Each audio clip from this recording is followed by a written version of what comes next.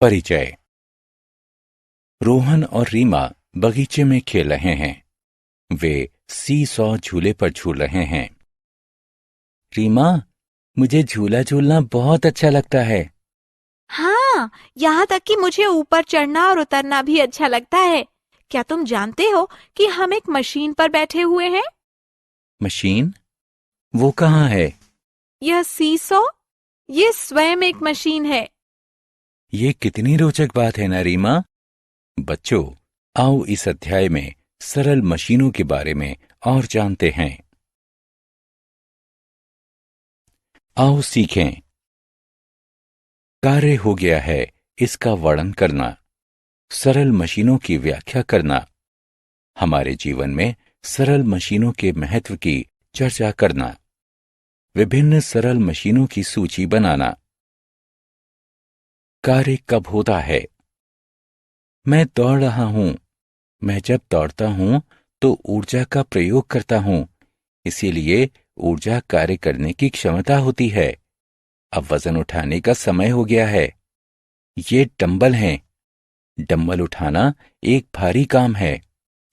हम ऊर्जा का उपयोग करके बल लगाते हैं।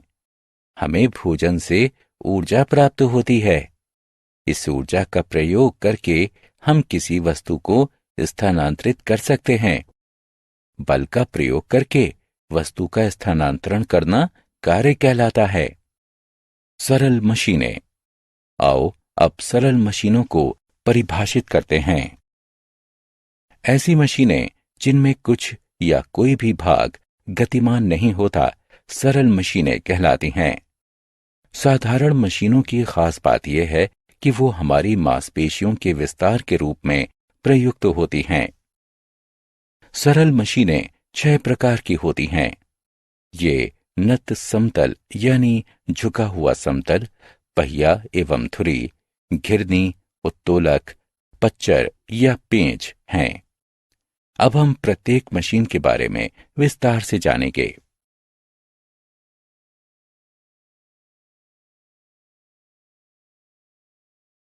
नत समतल यानी झुका हुआ समतल।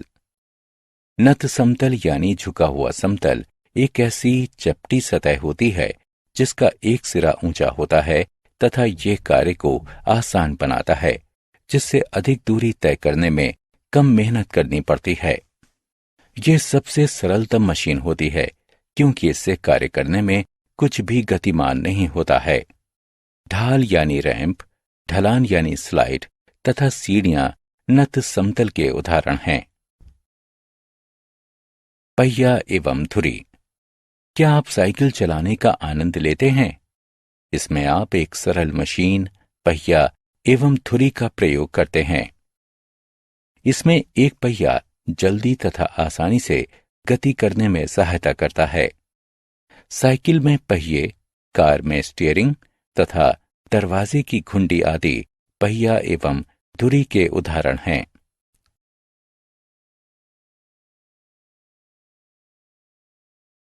घिरनी। इस लड़के को देखो, वो कुएं से पानी निकाल रहा है, लेकिन वो बाल्टी खींचने में असमर्थ है। अब वो घिरनी की सहायता से पानी की बाल्टी खींच रहा है। भार उठाने के लिए एक घिरनी में एक पहिए तथा एक रस्से का प्रयोग होता है, क्योंकि ये वस्तुओं को खींचने में प्रयुक्त होती हैं, अतः इसे घिरनी यानी पुली कहा जाता है। क्रेन, झंडे का खंबा यानी फ्लैग पोल तथा मिनी ब्लाइंड इसके उदाहरण हैं। उत्तोलक। क्या आप जानते हैं कि जमीन पर एक सी सॉ कैसे कार्य करता है? वैसे आप अपने दोस्त को इतना ऊंचा नहीं उठा सकते हैं, लेकिन जब आप सी सॉ के दूसरे छोर पर होते हैं तो उसे आसानी से उठाया जा सकता है। जब आप और आपका दोस्त सी सॉ के दोनों छोरों पर बैठ रहे होते हैं तो ये केंद्र में स्थित एक नियत बिंदु होता है। ये नियत बिंदु आधार यानी आलंब कहलाता है। आप अपने दोस्त को उठाने के लिए जो बल लगाते हैं वो आयास कहलाता है। दूसरे छोर पर बैठा हुआ आपका दोस्त भार कहलाता है। एक उत्तोलक एक सीधी छड़ होती है जो कि एक निश्चित बिंदु पर चलती है। एक उत्तोलक आपको भार उठाने में सहायता करता है। सी सॉ, प्लास यानी प्लेयर तथा बोतल खोलने का यंत्र आदि उत्तोलक के उदाहरण हैं। उत्तोलक 3 प्रकार के होते हैं। आइए इनके बारे में चर्चा करते हैं। प्रथम श्रेणी उत्तोलक। क्या आप अपने हाथों से बड़े भारी पत्थर को उठा सकते हैं? जी नहीं, लेकिन आप एक छड़ी की सहायता से ऐसा कर सकते हैं, जो कि प्रथम श्रेणी उत्तोलक कहलाती है। प्रथम श्रेणी उत्तोलक में आधार यानी आलंब केंद्र में स्थित होता है। आलंब आभार तथा आयास के मध्य कहीं पर भी स्थित होता है। बर्मा यानी लौहदंड तथा कैंची प्रथम श्रेणी उत्तोलक के उदाहरण हैं। कैंची में आलंब केंद्र में स्थित होता है। यह स्थिर होता है। इसमें आयास पीछे से लगाया जाता है तथा भार सामने से लगाया जाता है। द्वितीय श्रेणी उत्तोलक। ऐसा प्रतीत होता है कि ये बच्चे एक पहिए वाली ठेला गाड़ी की सवारी का आनंद ले रहे हैं। उनके पिता उनको ले जाने के लिए द्वितीय श्रेणी उत्तोलक का प्रयोग कर रहे हैं। द्वितीय श्रेणी उत्तोलक में आयास एक तरफ तथा आलंब दूसरी तरफ होता है एवं भार मध्य में होता है। एक पहिए वाली ठेला गाड़ी, सरौता यानी अखरोट तोड़ने वाला यंत्र तथा बोतल खोलने वाला यंत्र द्वितीय श्रेणी उत्तोलक के उदाहरण हैं। तृतीय श्रेणी उत्तोलक। अनेक लोग मछली पकड़ने का आनंद लेते हैं। इस कार्य के लिए वे एक मछली पकड़ने वाली डंडी का प्रयोग करते हैं, जो कि एक तृतीय श्रेणी उत्तोलक होता है। मछली पकड़ने वाली डंडी में आयास मध्य में होता है। एक तरफ भार होता है और दूसरी तरफ आलंब होता है। इस प्रकार का उत्तोलक तृतीय श्रेणी उत्तोलक कहलाता है। भुजा, मछली पकड़ने वाली डंडी, झाड़ू, स्टेपलर आदि तृतीय श्रेणी उत्तोलक के उदाहरण हैं। पेंच। पेंच भी एक सरल मशीन है। ये कील की तरह दिखाई देता है। एक पेंच एक छड़ के चारों तरफ लिपटा हुआ नत समतल होता है।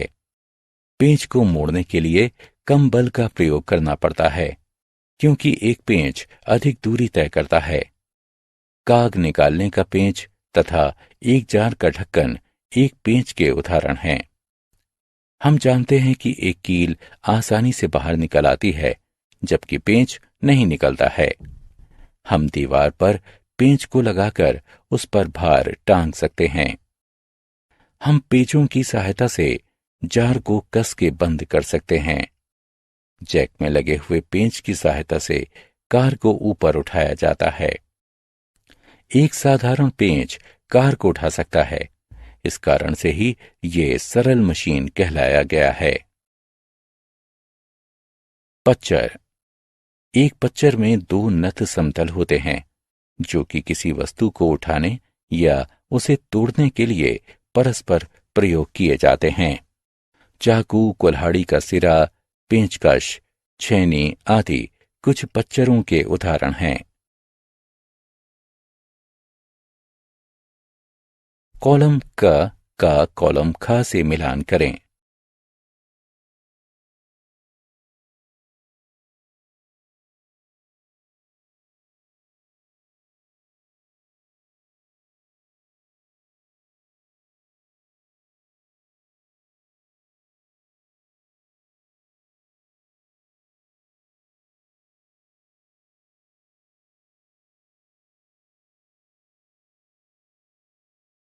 हमने क्या चर्चा की?